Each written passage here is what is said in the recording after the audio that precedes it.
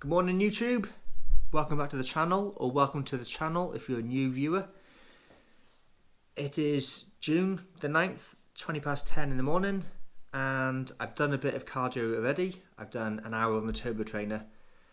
I'm just got some free time at the moment. I got a man coming with a van, which no one knows what time they arrive, so I got some time to spare. I got some jobs on the go, but I can't do them because I'm floating around. So I decided to have a chat, have a bit of an update, do my June vlog. There's something I want to talk about, discuss, which I think is pretty good, but I've got a few little things to talk about first, so I'll get into it. So it's 20 past 10, but I've been up since 5:30, so I've been up for like 5 hours already.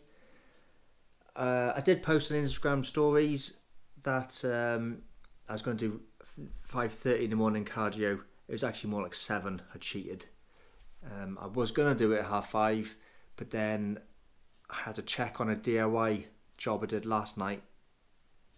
Basically, my shower I fixed yesterday, so I wanted to make sure it wasn't leaking this morning. All good. Another thing I want to talk about quickly is I don't really know how you found my video, how you viewed it. I can go onto the analytics, the data and stuff, and I can see that some people have found it on Google search, or some people found it from links. So you might have viewed this from a Twitter link if I put it in there. I don't really post it on Instagram because I can't really put the link on Instagram. So you probably haven't viewed it off of that. So you probably viewed it from a Twitter link or just a tag word, or randomly. I don't think my views are popular enough to be up the scale of what next, but you might have viewed one video then the next video, but I haven't got many viewers, so I don't really know where the viewers are coming from. Because this channel, I call myself the Gym Shed Guy, but I used to be called Back to Basics Fitness. But then there was another I changed my name because there was a man called, I met a man later on in my YouTubing career, and he said he called his fitness business Back to Basics Fitness. So I didn't really want to use his if I was using it. So I changed my name to Gym Shed Guy. Then I realised though that you can't change the name of the channel. You can only change like the title of the channel, not the deep name of the channel. So I went to go back to Basics, but then I think I'm called Back to Basics Fitness 1. Well, who searches for that? I don't really know. I don't even know my own video channel name. If you do search for Back to Basics Fitness, this does come up. If you do search for Steve Lewis Fitness, you'll find a video there somewhere. If you search for the Gym Shed Guy, you'll pop up as well. But there's a few other Gym Shed Guys as well. Especially during COVID, people started making sheds for gyms. So one of my videos, my gym shed, is quite a high, one of my higher videos. So I'm going to change my name. Like I said before, I want to sync my Twitter, my Instagram and things like that into one. But the thing is though, I've got quite a good email address. So I want to keep my email address, but then the Twitter and the YouTube and the Instagram are taken for them. So I don't really know if I can. I need to find a name which is searchable, relatable to me, like who I am, but also not taken already. So that's a bit of a problem. So get into the fitness vlog. Two things. I'll quickly talk about my fitness, and then I'll push on to starting a brand new fitness training plan. If you've never been into fitness before, or you've been off the rails for a bit and you get back into it, where do you start? So these two topics are joined together. I'll tell you why. Because everybody thinks you've got to work harder. No pain, no gain. That kind of attitude. If you're not sweating or you're not breathing hard, you're not training. That's wrong. Science will tell you that, but people don't believe in geeky scientists. They believe in muscly bodies, but it's wrong. You're muscly not because they trained the right way. It's just because of they're lucky, they've done a bit of this, bit of that, it's worked, but they don't really know how it's worked because they haven't done the science. What I've been doing is I'm now on the second time of this training plan I've been doing. I liked it the first time round, so I'm doing it again. It's an 8-week time trial training plan. So a training plan designed for a time trialist on a bike. So it was 8 weeks. It starts off really easy, and each week it goes a bit harder, a bit harder, a bit harder. And every single time I did it, I used my Garmin watch, which measures my heart rate and calories and all that stuff. And I wear my watch pretty much 24 hours a day, apart from charging it and from doing things that might get scratched. So I take it off then. But I normally wear it 24 hours a day. So the data on it is pretty good. I weigh myself all the time, body fat measurements all the time. So basically, it gives you a fitness score. Basically, I won't go into that. We're not into the details today. We're in the basic videos. So it gives you a fitness score. And the first couple of weeks, it stayed quite low because the beginning of the training program was probably easy because it was for a beginner to get into it, and I was probably better than what the beginner level is. And also at the very start of the training program, I did a fitness test which works out like how hard to beat your training sessions at that time, and I didn't do as well as I should have done because I'd had a few months off. So I wasn't unfit, I just wasn't peaking fit. I was like a bit of a dip, you know. So I probably should have been working harder the first couple of weeks.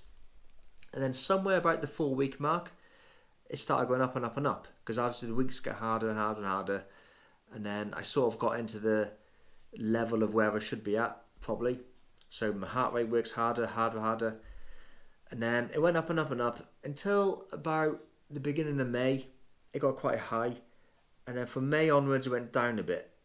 So I finished the training program halfway through May, but then something happened where my body weight, I lost loads of weight, but then I started putting weight back on again because the training plan finished.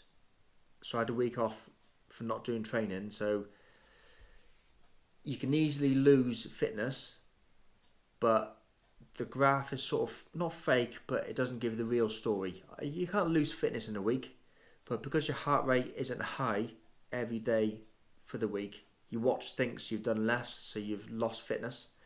And a good example of why it's not right, my birthday was on the 29th of May. So like 10 days ago, was it? And so I was 38 on the 28th of May. And for the last month or more, this watch has given me a health age, a fitness age of 30. So I'm as fit as a 30-year-old because it works out your heart rate, your BMI, your weight, your sleep, your VO2 max and things like that. It's complicated. I don't know how exactly it works it, but it tells you I was 30 for ages. Now, the minimum you can make your fitness age is 10 years lower than your real age. So I was thinking, if I'm 38, why can't I get to 28? It stayed the same. It's probably because I was quite heavy. So my BMI is like borderline 25, sometimes 24. So really my watch thinks I'm heavy. It doesn't know how muscly I am. It just thinks I'm heavy. So I'm probably thinking if I could reduce my BMI to 22, maybe my fitness age might have dropped to 29, 28. Not at the striking midnight, but sometime on my birthday, all of a sudden, it said my fitness age went from 30 to 31. So it stayed the same for 2 whole months, and then just because I'm now 39, I'm a year less fit. Well, that's not really right. How can it just change just because it's midnight? Just because my age has gone up? I'm in the group, I think it's 30 to 39, or is it 35 to 39? So next year, when I turn 40, my fitness bracket will be the 40 to 45 group, or veterans or something. So just because my fitness has gone to that, all of a sudden then, any fitness test I do, if I'm now excellent, I'm going to go to superior. Or if I'm superior, I'm going to go to awesome. Because for a 40-year-old, if I'm as fit as a 30-year-old, I'm allowed to be slower. But if I'm not as slow, I'm okay.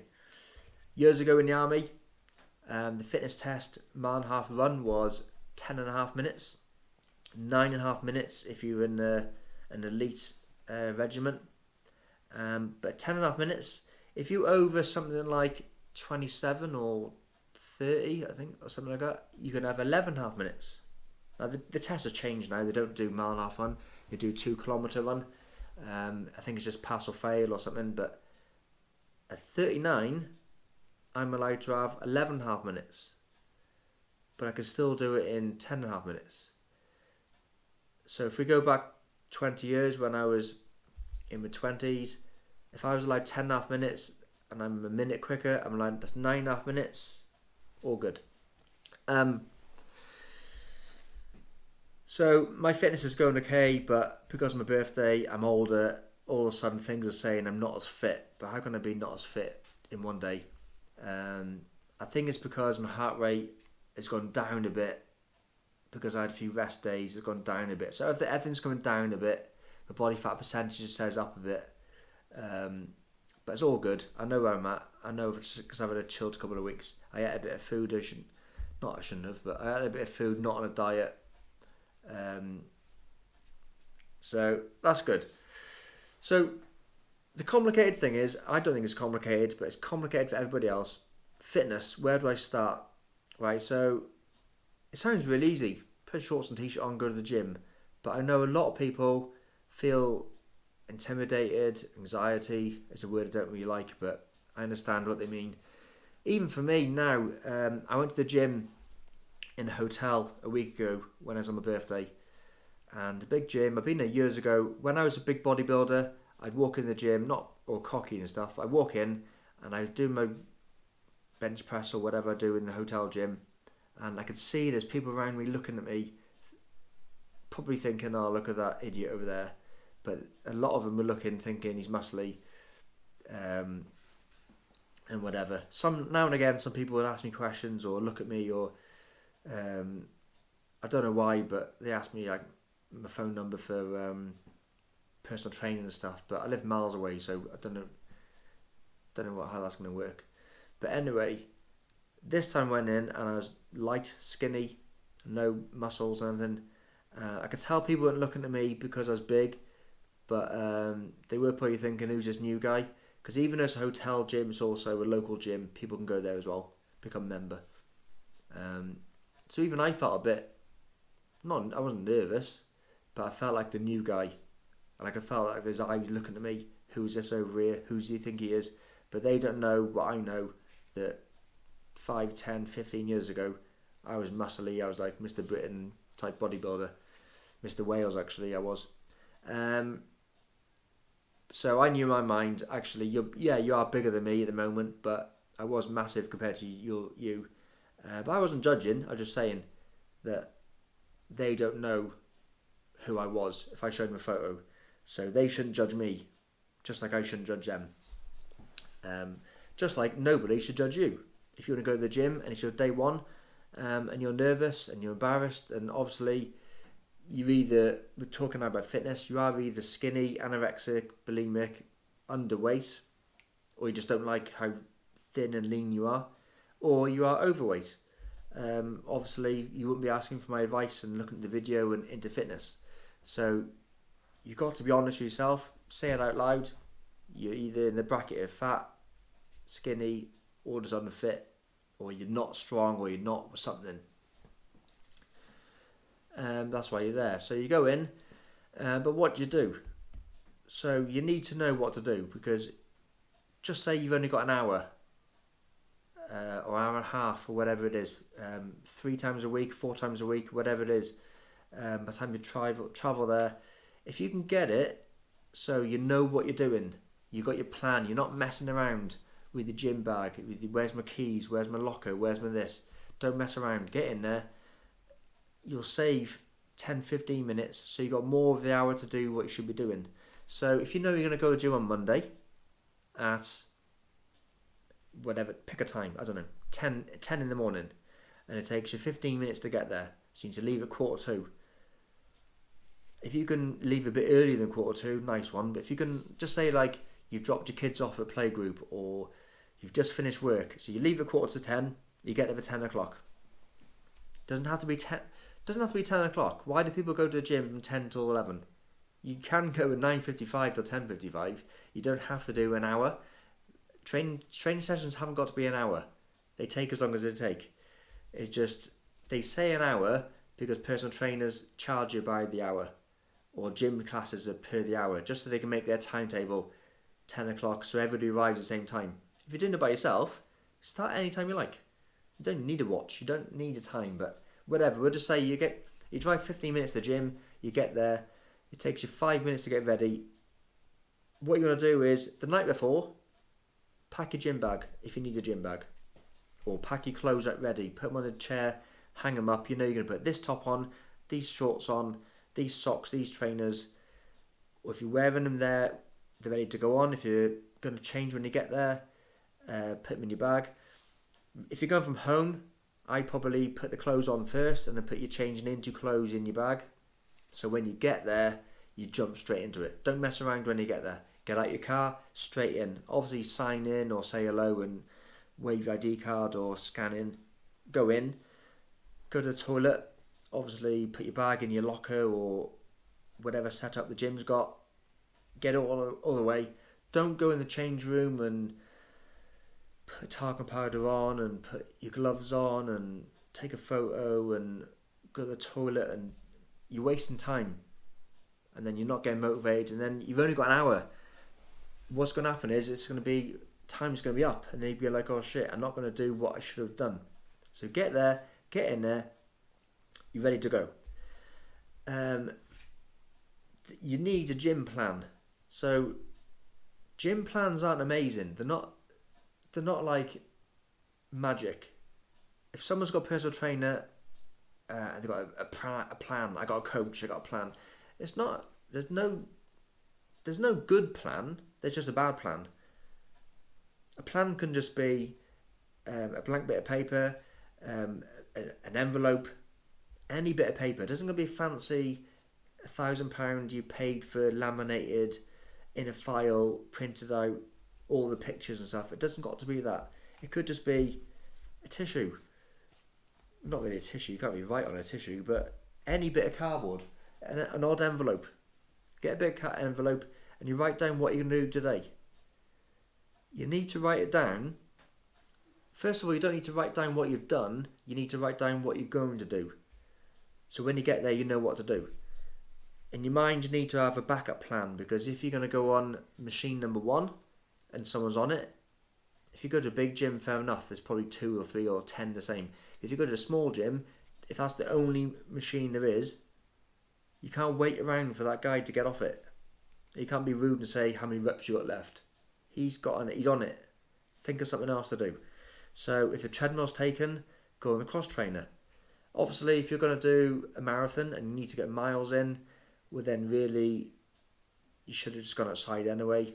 If you're a cyclist and you're doing a Tour de France, you should have had your own bike and your own turbo trainer anyway. So there shouldn't really be a reason why any machine in the gym is that important. You can't do something else.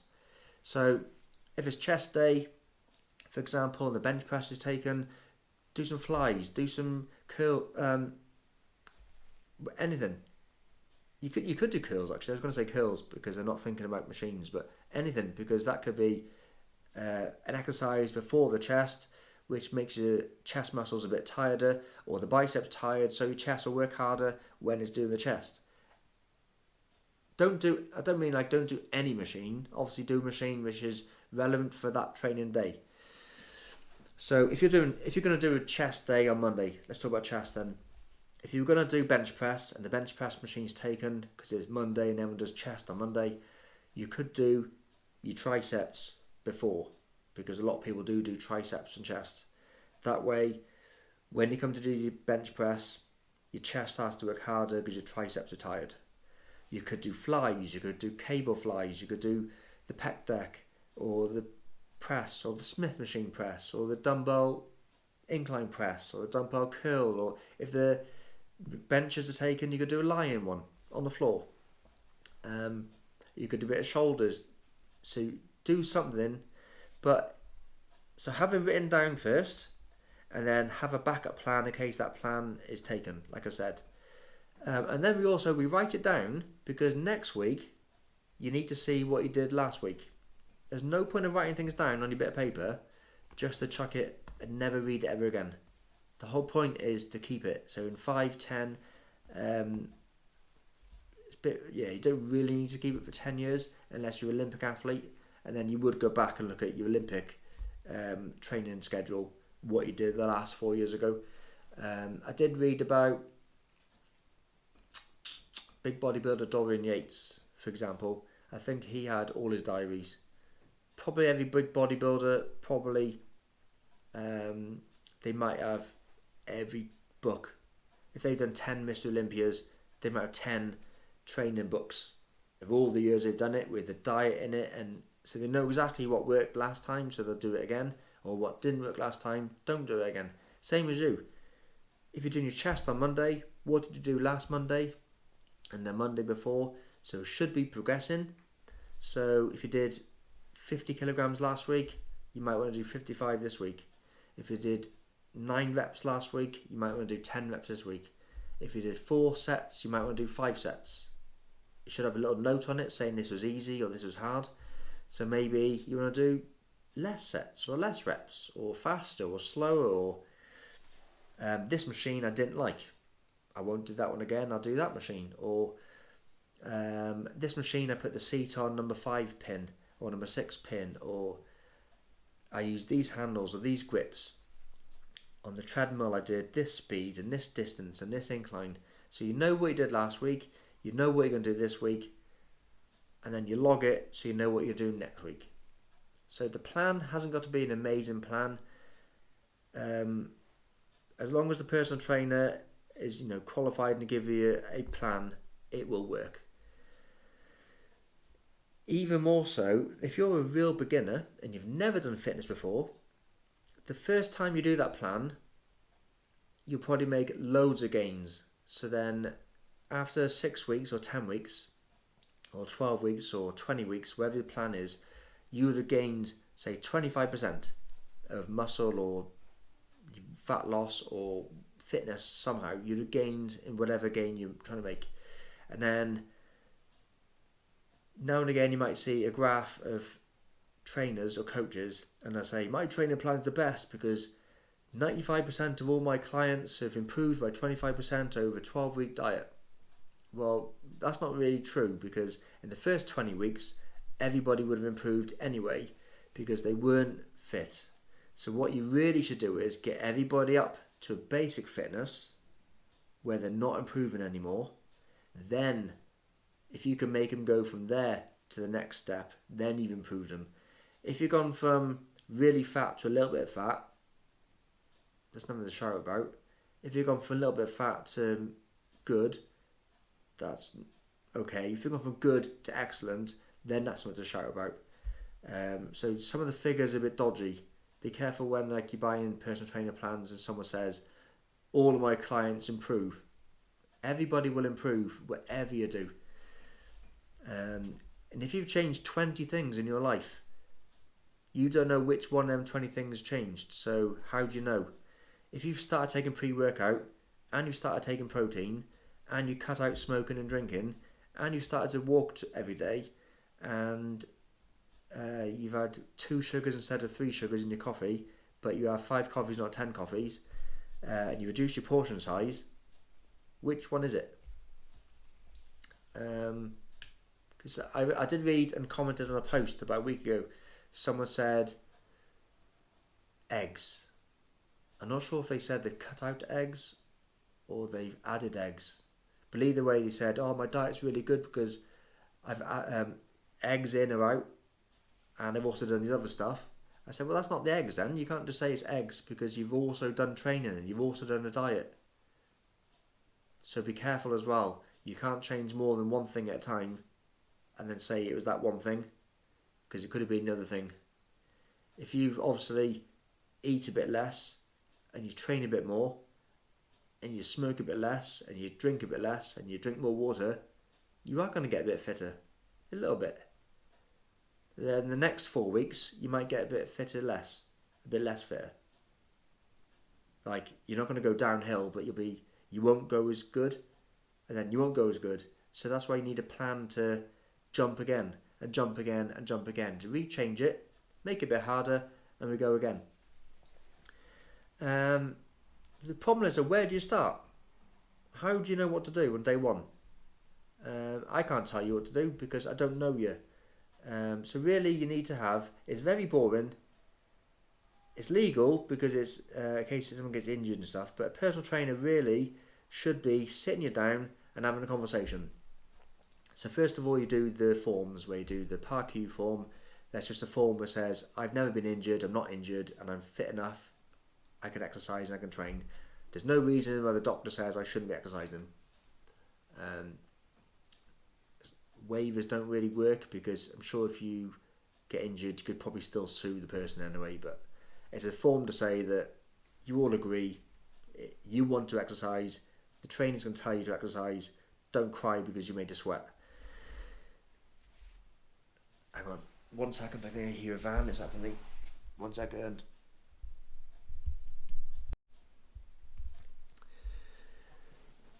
So, you need to have a sit down and have a chat. So you do the forms, it says, I'm ready to exercise, I know I'm going to be sweating, I know it's going to be hard, but the instructor knows what I'm doing, and he shouldn't be pushing me too hard, but if I say stop, or not going to say stop, if I'm not happy doing things, I'm not going to be forcing to do anything I don't want to do. You sign the form, you agree to it, then you need to do some basic questions. So they're basic for me, but I think it's a bit boring, forms, and people don't like doing forms. But it does get you thinking, though. It gets you involved. It gets you thinking, because you might think something is not important, but it is important. And I might not think something's important, but to you it is. So we both need to be on the same page. I know as much as possible about you, and you know that I know that thing, and you can trust me with it. So there's all the normal questions are like age, height, weight. You can take measurements and things like that, but that's later on. That's more to do with the assessment. But things like job, like why does that make an employment status, not just job, but employment status and what you do for a living? That makes a difference because it affects your stress levels, but also basic things like what time of day do you work, 9 till 5. So I can't do a training session at 10 because you work 9 till 5. Then you've got to plan things around, like maybe 6 till 7 in the morning training session, or 6 p.m. training session, but then the gyms are going to be busy. In the winter it's dark at 6 p.m. So it is important to know what job you do, what time of day you work, what days you work, what days you have off. If you work a 60-hour week or a 30-hour week, it affects your eating habits. So how many dinner breaks do you have? Do you have 20 minutes, 30 minutes, an hour? Are you on the road? Are you a lorry driver? Or do you work in an office where you've got air conditioning and access to coffee machines, drinks and fridges and a microwave? So things do matter. It might not matter to you or to me, but we both need to know what it is. Injuries. So as well as just the doctor saying, yes, you're okay to exercise, it's good to know injuries. Yeah, I had a broken shoulder. It's okay now, but it does make a bit of a click when I do something. Or I can't do certain exercises, so don't tell me to do flies because my shoulder hurts when I do flies. Or my knee hurts when I do certain exercises. And then you can work around it. Ooh, keep heaving vans. So there's loads of questions. You could have an unlimited amount of questions. I could add in questions or take questions out. They're all just voluntary questions, but the more information you got, the better it is. Then, like I said, a health assessment or a health check. Some people think these might be invasive. What I mean is personal.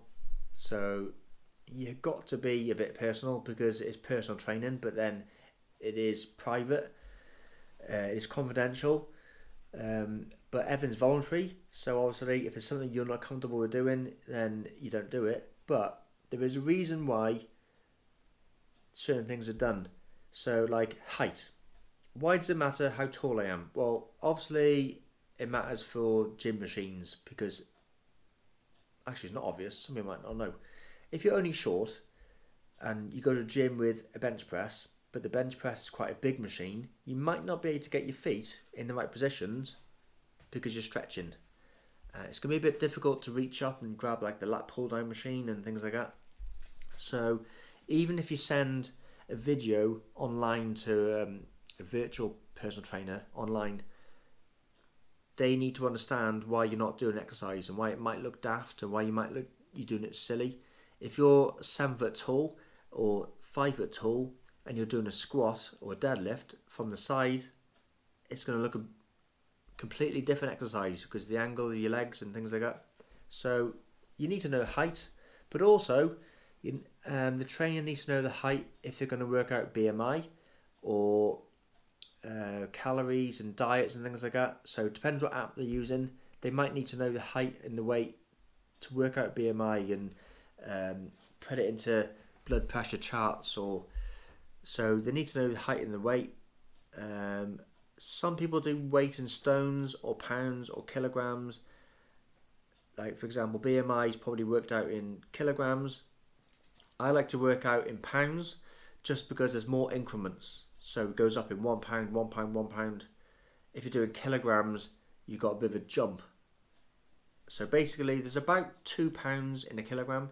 So in a week, you might lose 1 kilogram, but that'd be you've lost £2. So if you lose £1, that sounds good. Yeah, I lost £1 this week, but that's only 0.5 kilograms. Doesn't sound quite good. Only lost a half. If you've got a weighing scales with a needle like that, it might not go up in halves. It might only go up in ones. So then it won't go up until you go into the next one. So it might say you've lost nothing this week, nothing this week, nothing this week. I think with a £1 and £1, that sounds better than I've lost nothing. But without complicating you, I then work it out back into kilograms to do the BMI. But I do that for you. That's how I work it out. I know all the maths. I work it out roughly. I say to do it in 2 decimal places, so 10.35 pounds if you've got scales like that. And then I can round it up and I can sort out things. What else is invasive? So blood pressure test. It's the cuff around the arm. So you've got to have your arm uncovered. You've got to slide your sleeve up a little bit to there, because it goes on the bicep. You might not feel comfortable about doing that. If you've got a long top on, you might need to take your top off to get your arm out, or like untuck your arm. But if I plan it and tell you next Wednesday we're doing the blood pressure test, make sure you're wearing a vest or a t-shirt or something loose so you can slide it up and you got that on your arm. Don't wear a long tight sleeve top where you can't, because I'm going to have to tell you to take it off and then it's causing embarrassments where you could just wear a looser top and you're good to go. The body fat test machine, which I use, it has 2 stickers which goes on your right foot and 2 stickers which goes on your right hand and wrist. So, and then you lie down. So if you know you're going to be lying down, you might want to wear, I wear trousers anyway, so your legs don't touch. But you might want to wear trousers, not shorts, or you might want to wear a t-shirt or a top which, if you're a female, covers your top half, because obviously when you're lying down, you might see a bit more from down there. But you're going to have to take your sock off, your right sock. So don't wear, if you came with flip-flops on, you're ready to go. But if you're wearing big shoes, big socks, you're going to have to take them off. So it's good to know, but I need to know the fat test so we can work out what body fat you are, we can work out the diet, we know what training you need to do to get your goal. So that's another thing where might not feel comfortable lying down on the floor with your sock off, but it's really important if you did do it. If you didn't do it, that's a good thing of you're missing out on. You can also do some other tests, bench press tests, fitness tests. But once you've got all these figures, you can then say you are here. Right, you can be reversed. You're here. This body weight, this strength, this fitness, and this health level. So your blood pressure is whatever it is on the graph, because I know your height and I know your weight and I know your age, so I can tell you on the graph you're in the green or the red. Your heart rate, your resting heart rate is here. For your age, it should be here, whatever it is. Here's your starting level. In 12 weeks' time, now it's going to be a guess. I can say in 12 weeks' time, I hope you're going to be here. So your body weight will go down a bit, or your muscle will go up a bit, your body fat will go down a bit, hopefully your blood pressure should have gone down a bit, your resting heart rate will go down a bit, whatever. But at the beginning, I can only guess. An educated guess. It's not just a random guess. I hope you could lose, say, a pound of fat a week, and put on maybe half a pound of muscle a week. So I can guess what your starting weight was, what your 12 week, 20 week, 30 week, 40 week weight might be. Then you need to have like a weekly or fortnightly. Monthly's okay, but not. Monthly's okay for long-term plan, but for short-term plan you need more regular checkups. So you need to update regularly. Now, if you're a bodybuilder or professional serious athlete, weekly checks, if not even daily or 2 a week, where you'd weigh yourself and then you can adjust your diary, adjust your diet, adjust your training. So every Saturday for 12 weeks, you could plot on a graph, I'm losing weight and where I should have been, where I am, and see if you're on target. If you're going to reach that goal in 12 weeks of where I said you might get to. So you can say, I am 140 pounds, 10 stone, and I want to be 130 pounds. So I say, well, you could lose 10 pounds in 10 weeks. So in 10 weeks time, you should be 130. So when you get to week 10, you can tell me on your weighing scales, yes, I'm 130, or I'm not, I'm 132. So you can see where you are. That's why we weigh every week. It's not just to show off to say how much I'm losing. It's to readjust the diary. So then on the next Sunday till Saturday, I can tell you to eat less because you're not losing enough weight, or eat a bit more because you're losing too much weight, or train a bit harder because you haven't quite burned enough calories off. So you can plot that on the graph, where you want to be, where you are, and we can talk about the difference. Why aren't you where I thought you'd be? If you're doing a 6 week plan, you're not going to make a lot of difference in 6 weeks, but if you're doing a 6 month plan or a 6 year plan, because some people have got big goals to make, so a 6 year plan, you can maybe do like a monthly check, an annual goal of I've just been on holiday now, I'm not happy what I look like, but this time next year I'm going to smash it. So we've got 12 months to work on this. Or I did a bodybuilding competition in May. I wasn't quite as good as I wanted to be, or I was really good but I want to be better. So next year's competition in May, we've got a year to work towards that.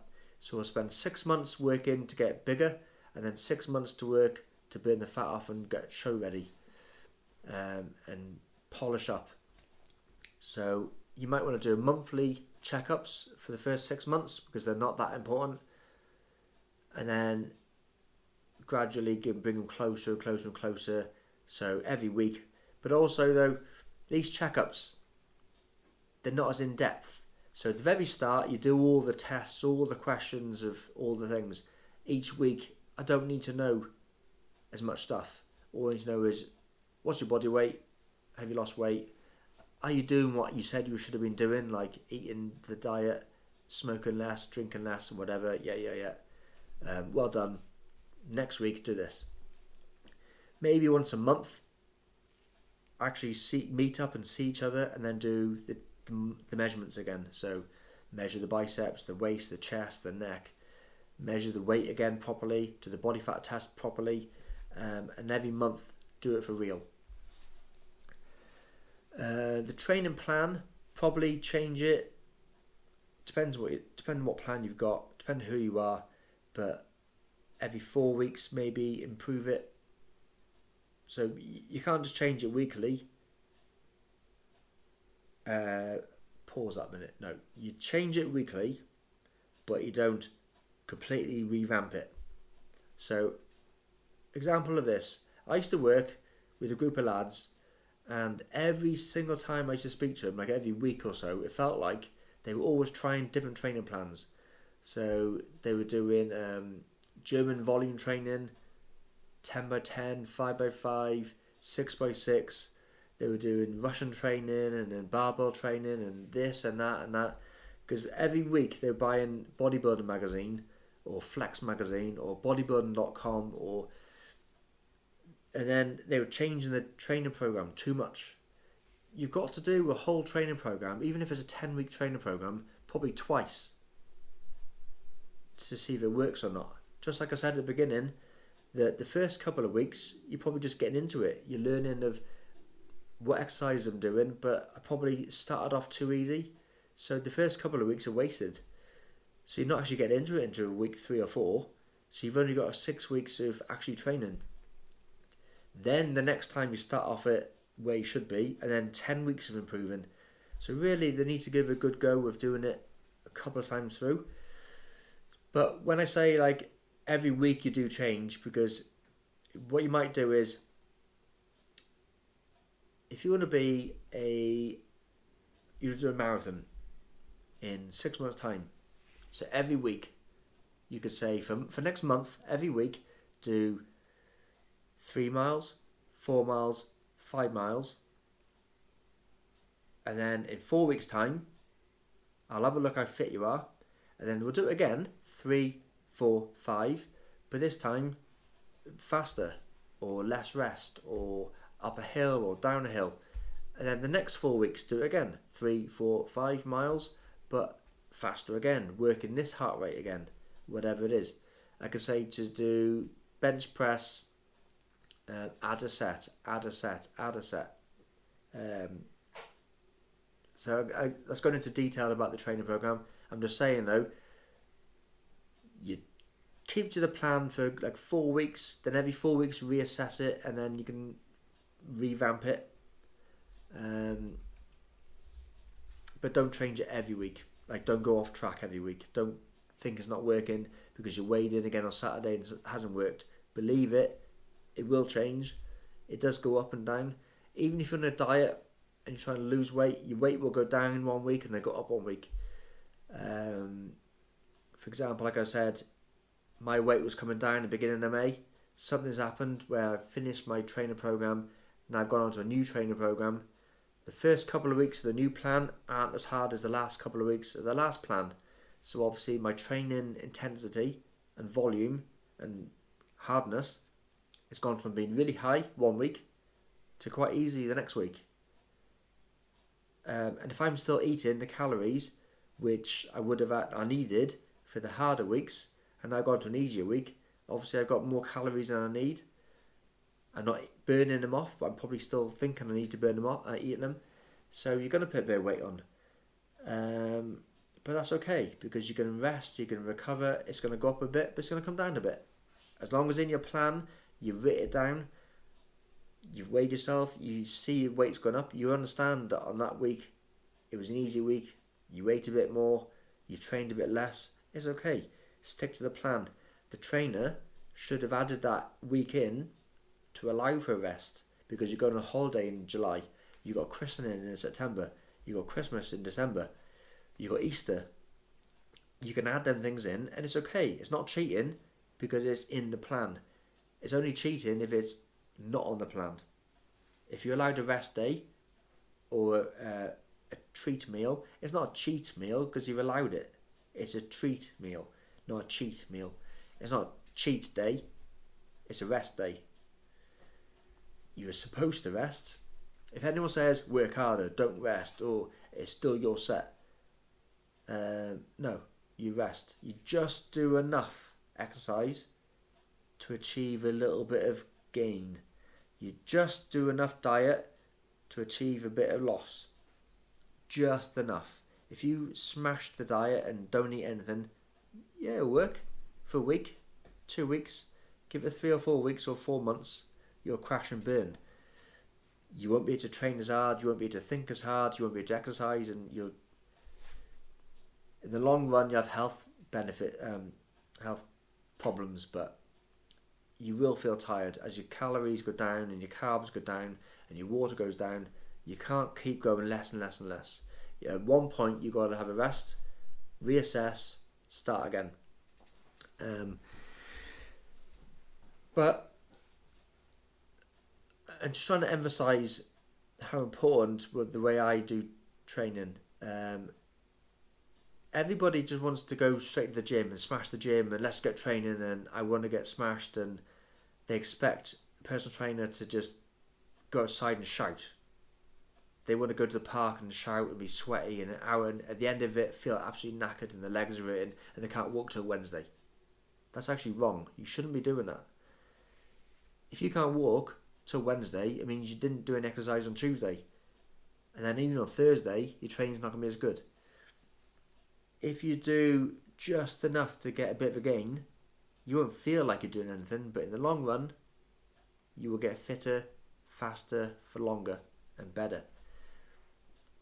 The amount of people I know who do personal training classes or exercise classes, they do nothing for a couple of days, then they do something super hard, then they can't walk for a couple of days, then they do nothing for a couple of days, and then they do something real super hard because they think they need to work hard because they missed, and they're up and down, and a year later they still look the same.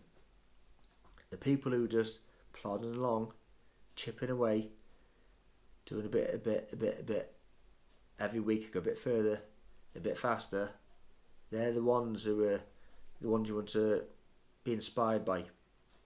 Anybody who's done a marathon in a good time, they keep chipping away. The people who go to the park runs every week, they don't miss a session. Every Sunday morning, every morning, 6 a.m, they do a bit. They're the ones you want to be inspired by and take a thing off. Don't look at these Instagrammers, me, YouTubers. I'm probably talking to myself, aren't I? Just trying to share a bit of knowledge. I'm not really sure what time I'm on because I pressed pause on the video, but I wrap it up because I haven't got any information to say exactly. And this is just a chat, like I said. I'm trying to waste time while I'm waiting for a van man to arrive. He's got 50 minutes to turn up. Otherwise, I've wasted 3 hours of my life. I literally have wasted it because I've got things to do. One, it's sunny outside. I could be doing outside jobs. I want to go for a run. I've got things to do. But I literally am waiting for somebody else. So, like I said at the start, I keep saying it all the time, but I'm going to change my name on YouTube. I probably might just start all over again, sync the names together. So I've got Twitter, YouTube, Instagram, all the same name. And then when I post on the one, it'll update the other one. So photos on Instagram, talking on Twitter, and then, typing, talking rubbish on Twitter, photos on Instagram, videos on YouTube. But if I post a video on YouTube, then writing will come on Twitter to say I posted on YouTube with a link, and a photo on Instagram will show me on YouTube. So yeah, that's about it for now. I'm going to cut it off there. Hopefully I'll get this edited, probably stick it on tonight. I say edited, I'm not going to copy and paste it and chop it all to bits. I mean, I'm filming on the GoPro in 4K. The only way I can put it on YouTube is to put it onto my laptop. So I've got to save it to my laptop, and then it's a massive file in 4K. So basically what I do is I put it into a program on my laptop, which then, I don't know how it squeezes it down into the video, and then I can upload that video to YouTube. I used to be able to do it on my phone, but it's 4K and my phone can't do that. I haven't got enough memory on my phone anyway. So when I say upload it and edit it, I mean I need to put it on my laptop and do it with Wi-Fi, because I do it in 4K. I do it in 4K. People say, why you do 4K? You're just doing talking head in the kitchen. Why not? I bought a camera that can do 4K. I got a laptop that can do 4K. For the future, it's future proof. It's in 4K. Everyone else is doing it in 720. So yeah, I'm going to upload it, put it on YouTube in 4K, and then might be today, might be tomorrow. But today was Friday the 9th. It's been about an hour so far. Okay, thanks for watching. See you later. Stay tuned. Subscribe, like, share. Bye for now.